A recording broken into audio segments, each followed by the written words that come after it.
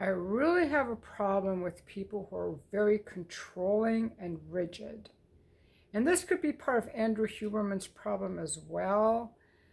I know there are other athletes that are very controlling and rigid that we look up to. And I'm not saying any of these guys are cheaters, but they turn me off. Like, who is that?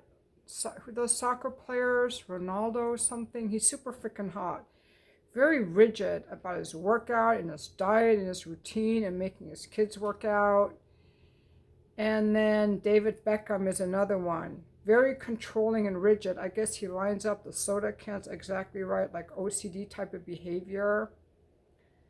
I personally am opposed to that. I think that this absolutely need to be in control and have everything so organized in your external world is hiding all the chaos and all the drama within. This is just my theory. And all these men who are following Andrew Huberman is, I could biohack my way to pleasure. I can biohack my way to joy. You can't. You can't. I think we're much better off listening to someone like Eckhart Tolle and having some healthy lifestyle things. But I remember just years ago, just seeing old people that were happy and smiling. And being easygoing about how you approach your life is a better indicator of your joy than being so rigid. If I just eat the right thing and get up at the right time and look at the exact amount of sunlight and get this amount of ice bath and my red lights, and I have to eat at noon because my Agni is highest at noon, but if I miss it by a half hour, I'm going to be upset, and I got to do this workout and this workout and this regimen, and it's very controlling and rigid and uptight. Some people look for, if I can just control everything around me, then my life will be happy. Of course, we all want security. We all want to have some control over our environment. I'm just talking about this rigidity, about the daily routine and this biohacking obsessive phenomenon. And I was just watching Melanie Hamlet's video on Huberman. She nailed him. She went after him. And she started quoting this article that was written in September of 2023 about Huberman husbands. And it's really about these guys that fell in love with the protocol. These guys that are, looking for a male leader, a male figure, someone to follow. I mean, you can follow your heart, you can follow God, religion, a meditation practice, you can have a mentor, whatever you might have. But a lot of these guys latched onto Huberman and his biohacking and exactly this, or she also talks about guys who are like mountain climbers or marathon runners, and they latch onto this routine. And they have to do everything just right in this routine or they won't be happy. I mean, I have a little bit of that. I always feel better on days that I work out.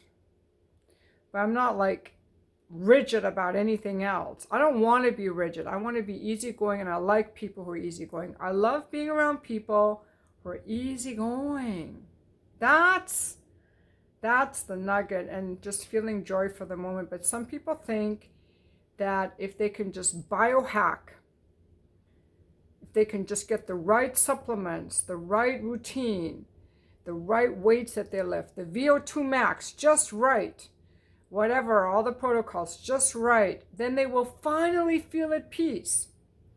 And what Melanie Hamlet, she went through the article. So I'm not going to look for it. I didn't read it. It's on her channel.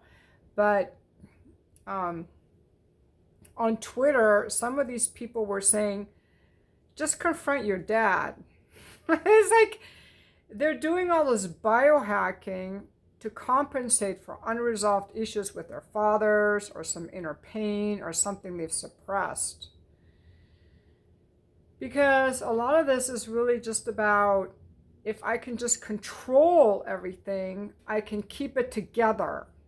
Because inside, they're not in control at all. It's drama and it's churning, and there's all this rage and feeling out of control. That's what I think. Why do you have to control everything so much around you? I mean, I can see healthy habits, wanting a clean home, but this need for control, controlling other people, controlling your routine, this biohacking is a little bit obsessive. And so the other duplicitous lie about Huberman is he's exposed as a charlatan, as a con artist. Biohacking doesn't bring you joy. Biohacking does not improve your relationships. Biohacking does not improve your authenticity. Biohacking does not make you happier. Controlling your daily routine and being biohacking does not make you happier.